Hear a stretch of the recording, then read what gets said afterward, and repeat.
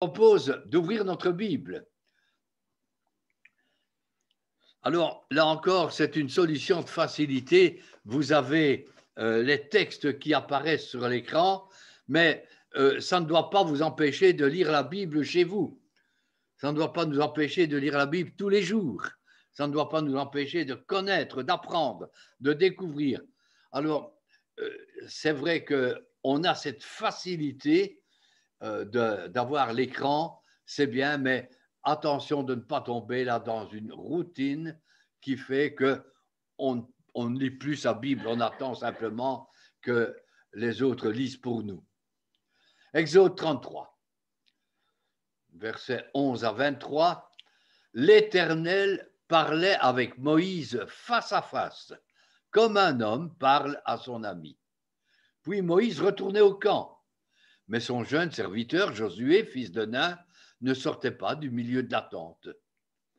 Moïse dit à l'Éternel, « Voici, tu me dis, fais monter ce peuple, et tu ne me fais pas connaître qui tu enverras avec moi. Cependant, tu as dit, je te connais par ton nom, et tu as trouvé grâce à mes yeux. Maintenant, si j'ai trouvé grâce à tes yeux, fais-moi connaître tes voies. Alors je te connaîtrai et je te trouverai encore grâce à tes yeux. Considère que cette nation est ton peuple. » L'Éternel répondit, « Je marcherai moi-même avec toi, et je te donnerai du repos. » Moïse lui dit, « Si tu ne marches pas toi-même avec nous, ne nous fais point partir d'ici. Comment sera-t-il donc certain que j'ai trouvé grâce à tes yeux, moi et ton peuple? Ne sera-ce pas quand tu marcheras avec nous et quand nous serons distingués, moi et ton peuple, de tous les peuples qui sont sur la face de la terre? » L'Éternel dit à Moïse, « Je ferai ce que tu me demandes, car tu as trouvé grâce à mes yeux et je te connais par ton nom. » Moïse dit, « Fais-moi voir ta gloire. » L'Éternel répondit, « Je ferai passer devant toi toute ma bonté. Je proclamerai devant toi le nom de l'Éternel.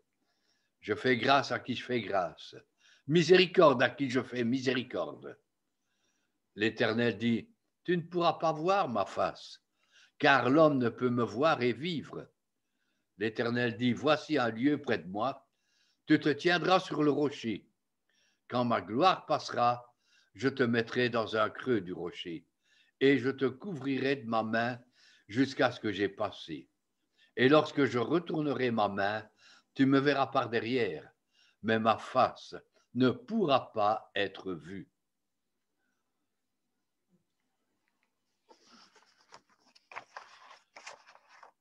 Ce texte est un texte qui est capital, important, et qui reflète plusieurs aspects.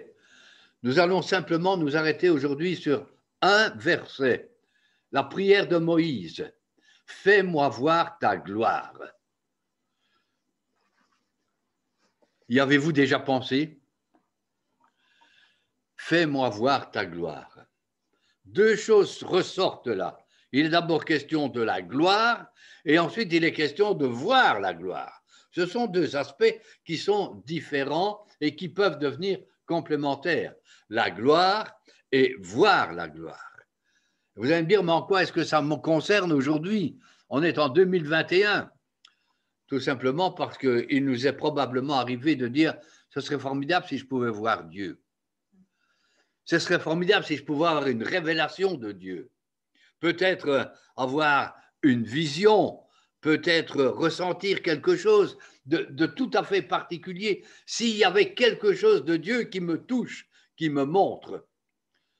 Nous n'osons peut-être pas dire voir sa gloire, mais avoir quelque chose, une extase, arriver au 3e ciel en attendant d'arriver à ce que les hommes appellent le 7e ciel. Ce serait formidable, ça. Quelque part, nous voulons rechercher cela. Mais faut-il que nous nous posions certaines questions? Qu'est-ce que c'est que la gloire? La gloire, un thème qui revient tellement souvent dans la Bible. Ce n'est pas lors d'un culte et d'une prédication de culte qu'on peut déterminer tout l'impact de la gloire de Dieu, toute la définition de cette gloire. On pourrait dire qu'au départ, la gloire, c'est c'est de la parure. La gloire, c'est de l'éclat. La gloire, c'est un rayonnement qui se dégage d'une personne. Tenez, Salomon. On nous parle de la gloire de Salomon. Probablement le plus grand roi que la terre ait porté, le plus grand roi humain.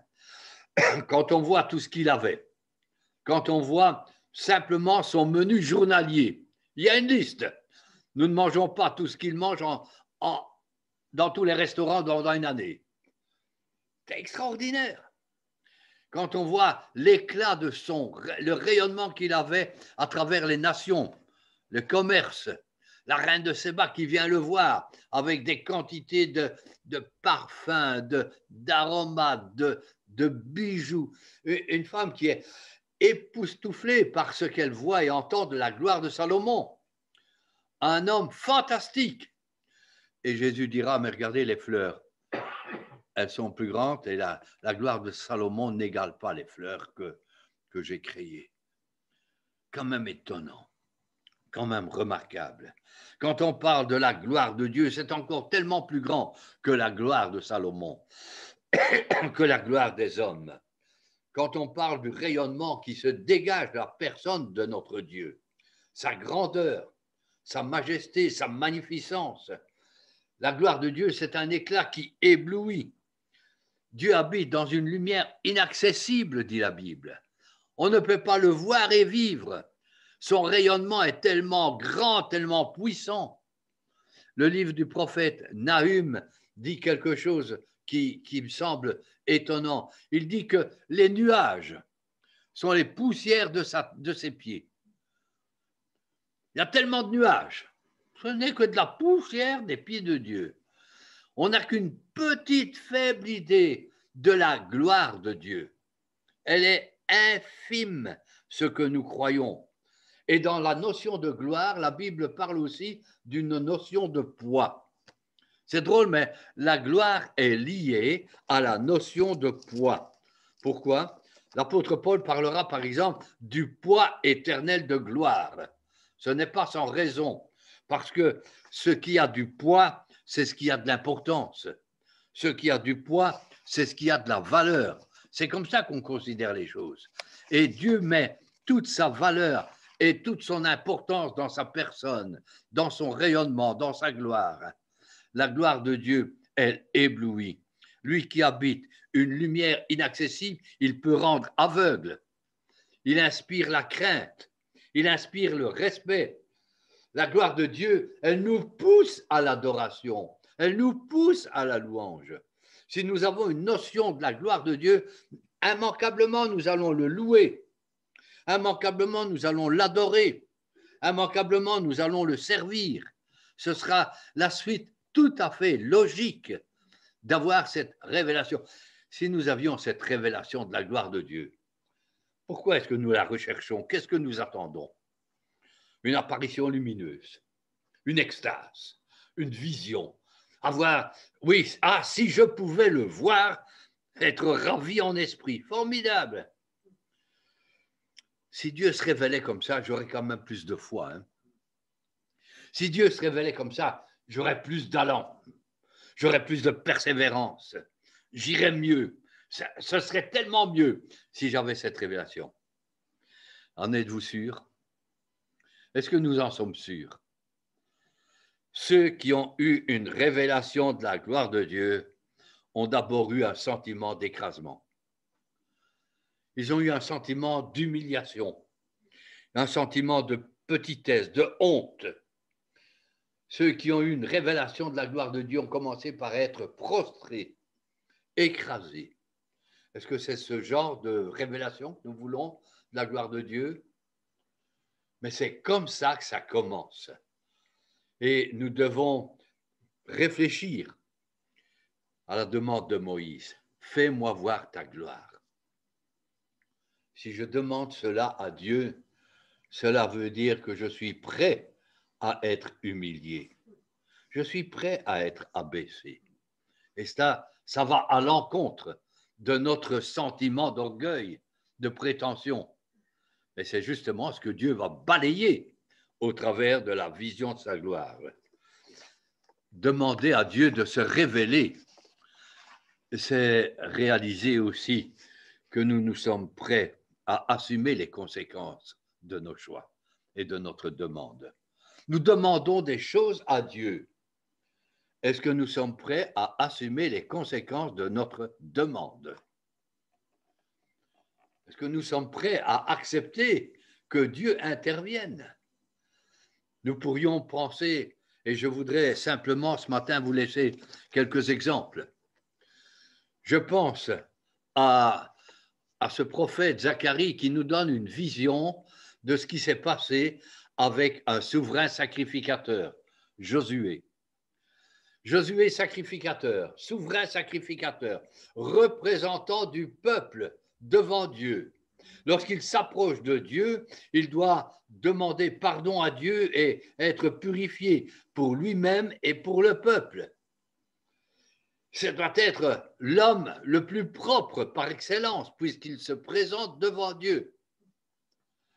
Et quand il est devant Dieu, il se voit sale, il se voit misérable, il se voit condamné, écrasé. Et Satan n'a pas beaucoup à dire pour l'accuser. Ce qu'il dit, c'est vrai. Le menteur dit la vérité quand il accuse le croyant, quand il accuse le souverain sacrificateur. Il dit, regarde cet homme, regarde ce qu'il vaut, rien grand-chose, t'es un pécheur, regarde comme il est sale. Mais la Bible dit que l'ange de l'Éternel était là, que Jésus est là, et que c'est Jésus qui le purifie et qui le sanctifie. Il faut que nous comprenions que la gloire de Dieu veut se révéler, et elle veut se révéler comment? Au travers de la Bible. Parce que la Bible va nous présenter Jésus, qui est le reflet de la gloire de Dieu. Elle va nous présenter Jésus, dont on nous dit de lui, nous avons contemplé sa gloire. Et par Jésus, nous pouvons nous approcher de Dieu, être pardonnés, être purifiés. Mais la première chose qu'il faut que nous sachions, c'est que devant Dieu, nous sommes écrasés. Je pense à Job. Vous connaissez Job? Job, c'est un type fantastique, un homme intègre, droit, un homme qui a de la valeur devant Dieu. C'est pas le témoignage des voisins, c'est pas le témoignage des amis, c'est le témoignage de Dieu lui-même. As-tu remarqué mon serviteur Job?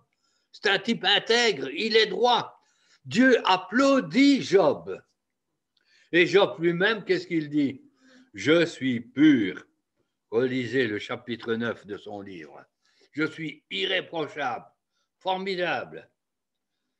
Tellement bien, n'est-ce pas, Job? Un saint parmi les saints. Et quand il a la révélation de Dieu, alors il est écrasé. Je me repens, je m'écrase, je me condamne. La vision qu'il a de Dieu est une vision d'un homme qui se condamne parce qu'il est péché, parce qu'il est marqué par son péché. Il est marqué par sa misère, par sa souillure. Je pense à Jacob. Jacob, l'homme de Dieu. Jacob, nous connaissons sa vie, n'est-ce pas? Ah, depuis le début, c'est un tordu. Il est lâche, il fuit, il fait rien de bien. Mais il veut discuter avec Dieu, il marchande avec Dieu. Quand c'est le moment où Dieu se révèle, il est là comme un gamin. Si tu me bénis, si tu me protèges, si tu me gardes, il vient avec ses petites conditions, n'est-ce pas, le gamin. Et Dieu accepte ce que Job va faire. Et Jacob va faire des expériences qui ne seront pas très heureuses dans sa vie. Mais il a toujours trompé tout le monde. Il va être trompé à son tour. C'est l'histoire de l'arroseur arrosé, n'est-ce pas? Et lorsque viendra le moment décisif dans la vie de Jacob, il y aura une lutte entre l'ange de l'Éternel et lui. Et là, l'ange de l'Éternel va l'écraser. Et l'ange de l'Éternel va lui dire, quel est ton nom? Comment tu t'appelles? Jacob. Jacob, ça veut dire trompeur. Celui qui supplante, celui qui est de travers. C'est comme ça que ça commence dans la vie de Jacob. Et c'est là où va commencer la transformation dans la vie de Jacob.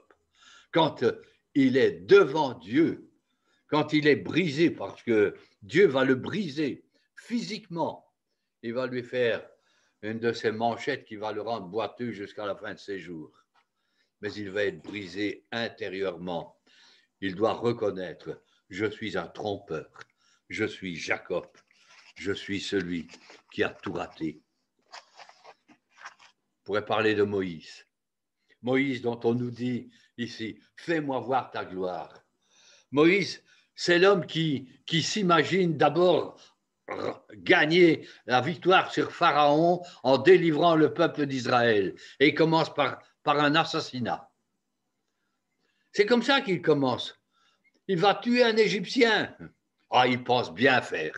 Ah oui, il croit que c'est bien avec sa méthode à lui. Ah, ce que je fais, c'est quand même mieux que ce que Dieu fait, n'est-ce pas? Et ma façon de vivre, c'est mieux. Je connais des croyants qui sont en train de donner des ordres à Dieu comme s'ils ne savaient pas ce qu'il doit faire. Seigneur, il faudrait que tu fasses ceci. Et c'est comme ça qu'il faut que ça se passe. Et il donne des ordres à Dieu comme ça. Moïse faisait cela.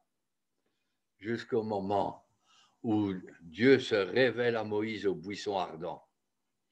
Et là, Moïse est prostré, il est à terre. Là, Moïse est écrasé. Il n'ose pas lever les yeux. Il est anéanti. Il se cache le visage, dit la Bible, jusqu'au moment où Dieu va le relever et Dieu va pouvoir l'employer. La révélation de Dieu au buisson ardent, elle écrase Moïse. Élie, un homme courageux. Vous vous rendez compte que Élie, qui arrive comme ça de nulle part, il va affronter le roi. Il va affronter la nation tout entière. Il va s'opposer à Jézabel. Et quelle femme, n'est-ce pas? Il va un homme qui a une puissance extraordinaire. Il joue avec le ciel. Il fait venir la pluie. Il la fait arrêter. Nous n'avons pas cette puissance. Nous n'avons pas cette autorité. Moïse l'avait. Élie avait cette puissance jusqu'au moment où Dieu se révèle d'une manière personnelle à Moïse. Et il a pensé à Élie. Et il a pensé que Dieu pouvait se révéler au travers d'un ouragan, au travers d'une tempête. Et Dieu se révèle au travers d'un murmure. Et quand Dieu se révèle au travers simplement d'un murmure, il se cache dans le rocher, il se cache dans son manteau. La Bible dit qu'il s'est caché dans son manteau. Et pourtant, ce n'était qu'un murmure. Qu'est-ce que ça aurait été si ça avait été toute la gloire de Dieu qui serait passée? Non, Élie est un homme qui a été écrasé. Ésaïe, vous connaissez le début du livre Ésaïe? Relisez les 5 premiers chapitres. Ésaïe, c'est vraiment le journal des mauvaises nouvelles. Malheur à, malheur à, malheur à ceux-ci, malheur à ceux-là. Et il y va, hein, Ésaïe. Il y va avec... Ah, il est très fort pour aller accuser les autres. Fantastique. C'est vraiment le croyant, n'est-ce pas, qui considère que malheur à ceux-ci, malheur à celui-là, et voilà, il n'avait qu'à. Il n'avait qu'à pas, n'est-ce pas? On est tellement fort, n'est-ce pas, pour apporter les jugements sur les autres. Ah, il y va. Jusqu'au moment où il y a une révélation de Dieu. Et quand il a cette révélation de Dieu, ce n'est plus malheur à, mais c'est malheur à moi. Malheur à moi, je suis un homme pécheur. Je suis un homme perdu. La révélation de Dieu, elle écrase Ésaïe. La révélation, la vision que Ésaïe a, eh bien, c'est une vision qui l'écrase et qui l'amène à se condamner lui-même. Malheur à moi. Je pense à Ézéchiel. Ézéchiel, quand le livre commence, nous sommes en exil. Le peuple d'Israël est en exil. Le peuple a tellement désobéi à Dieu que le peuple a été chassé de son pays. Il est en exil et Dieu est en exil aussi. Dieu est là. Et la vision d'Ézéchiel, c'est un Dieu qui voyage. Et la révélation du chapitre 1 d'Ézéchiel, on ne sait pas la transcrire par un dessin. On ne sait pas la transcrire avec... C'est tellement grandiose. Tellement grandiose. Et il nous dit, c'était une vision de la gloire de Dieu. Il voit des anges, des archanges, il voit un char, il voit des choses extraordinaires qu'aucun homme n'a eu comme vision. Et quel est le résultat? Je tombais sur ma face.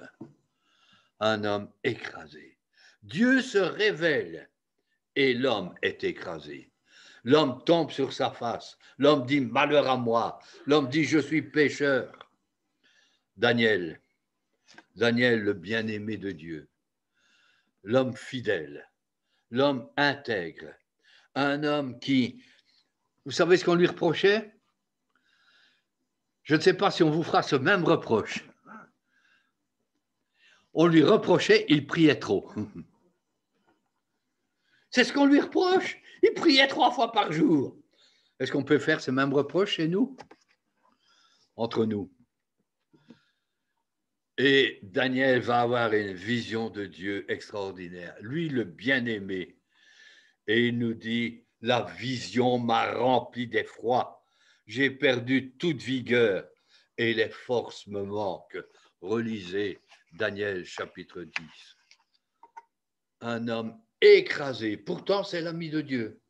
Pourtant, il a reçu des visions de Dieu. Mais ça l'écrase, ça l'abat, ça le démolit. Je pourrais parler de Pierre. Pierre, il est très fort avec le Seigneur Jésus. Hein? C'est vraiment lui le rocher. Et il suffit qu'il y ait juste une pêche miraculeuse pour qu'il se trouve dans la barque devant Jésus et pour lui dire « Retire-toi de moi, je suis un homme perdu, je suis un homme pécheur. » La vision de la gloire de Dieu au travers de la puissance de Jésus.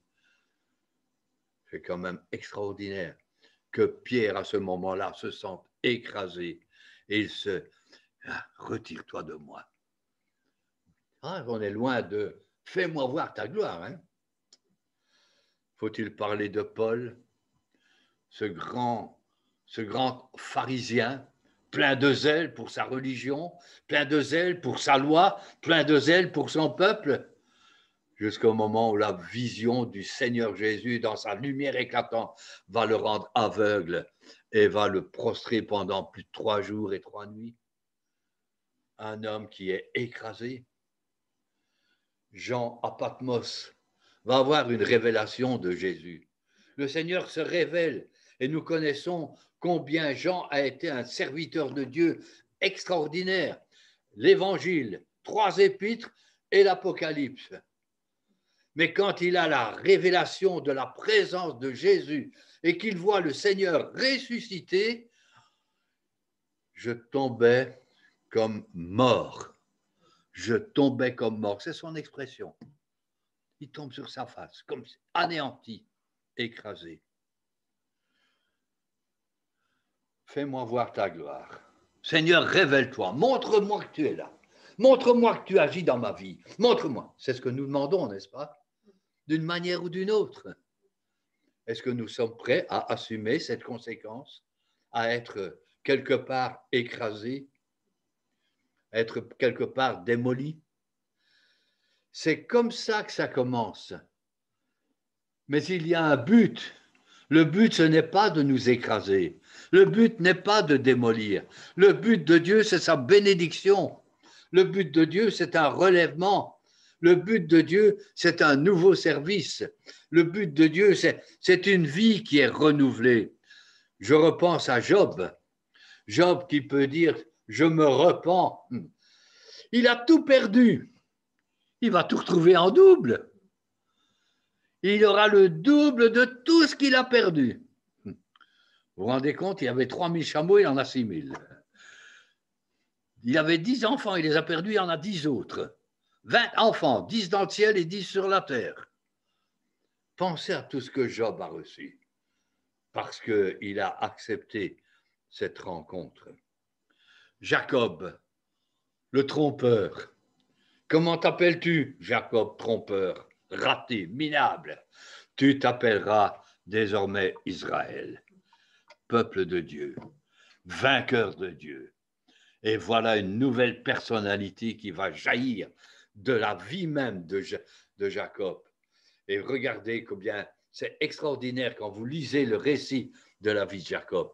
Au début, c'est Jacob, Jacob, Jacob, de temps en temps Israël. Jacob, Jacob, Israël. Puis Jacob, Israël, Jacob, Israël, Israël, Israël, Jacob, Israël, Jacob. Vous voyez, là, on voit la progression de la personnalité nouvelle qui se dégage. Et aujourd'hui, nous parlons encore, après des milliers d'années, nous parlons encore Israël.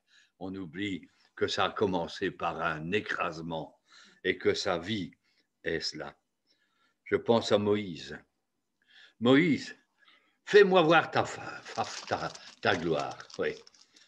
Ah, il a vu la gloire de Dieu, il a été écrasé, mais Dieu lui a répondu. Remarquez que Moïse est devenu le libérateur d'Israël, le législateur, l'ami de Dieu. Et puis, plus tard, relisez, on a lu le chapitre 3, lisez le chapitre 34. Et quand vous lisez le chapitre 34 de l'Exode, je lis ceci. Exode 34, verset 5 et 6. L'Éternel descendit dans une nuée, se tint là auprès de lui et proclama le nom de l'Éternel. L'Éternel passa devant lui et s'écria, l'Éternel, l'Éternel, Dieu miséricordieux et compatissant, lent à la colère, riche en bonté et en fidélité. Voilà comment Dieu se révèle ensuite à Moïse. Un Dieu qui est lent à la colère, qui est compatissant, qui est miséricordieux. Il a reçu la réponse, mais il a commencé par être écrasé. Faut-il parler de Élie? Élie découragé, Élie démoli, Élie fatigué du service? C'est peut-être le cas aussi pour nous parfois. On est fatigué de servir, on est fatigué d'avoir des conditions difficiles. Et cette révélation de Dieu va le stimuler et va le remettre sur ses rails. Et Élie va aller de l'avant et il va persévérer. C'est lui qui va être l'ouvrier par excellence avec Dieu. Ésaïe. Ah, malheur aux autres, puis malheur à moi. Et il va avoir un ministère de plus de 50 ans. 50 ans de service dans des conditions difficiles, sous plusieurs rois, dans des conditions politiques dures. Mais quel chrétien n'a pas jamais lu, par exemple, Ésaïe 53? Ah, quelle révélation, n'est-ce pas? Quel ministère, quel service. Daniel qui va avoir la révélation de toute une histoire, les grands empires romains, les grands empires qui vont se succéder, l'empire babylonien, l'empire perse, l'empire grec, l'empire romain. Il va avoir une révélation de l'histoire extraordinaire. Mais ça a commencé par être écrasé, être dans la douleur et dans la peine. Pierre, arrière de moi, retire-toi de moi, je suis un homme pécheur. Quel missionnaire il est devenu, hein? Quel travailleur Pierre est devenu. Un des hommes fantastiques que Dieu a utilisé. Il suffit de relire ensuite le livre des Actes pour se rendre compte de l'impact qu'il a eu. Relisez 1 et 2 Pierre et vous allez voir combien cet homme que l'on disait sans instruction a une richesse de messages à apporter, d'encouragement, de persévérance. Apôtre Paul, ah oui, lui aussi écrasé au départ. Mais comment Dieu va l'utiliser pour être le grand missionnaire des païens? Pensez à tout le travail qu'il a accompli. Pensez à ses voyages, pensez à ses persécutions, à ses difficultés, mais à l'impact qu'il a eu dans le monde entier. Aujourd'hui, les hôpitaux, hôpital Saint-Pierre, des villes, Sao Paulo, Saint-Paul, son nom est partout. Son nom est partout. Mais ça a commencé par un écrasement.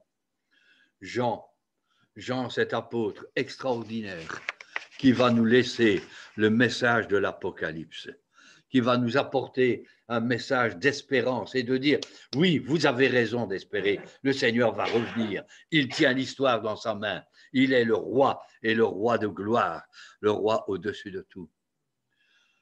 Voyez-vous, la révélation de Dieu, elle a un but, pas seulement de nous écraser, pas seulement de nous humilier, mais de dire, on va retirer ce qui est du moi, de notre personnalité, de notre égoïsme, de notre orgueil, de notre prétention, pour que Jésus-Christ apparaisse, pour que la gloire de Jésus-Christ apparaisse, pour qu'il y ait un nouveau service, une nouvelle façon de travailler, une nouvelle façon d'espérer, une nouvelle façon de vivre.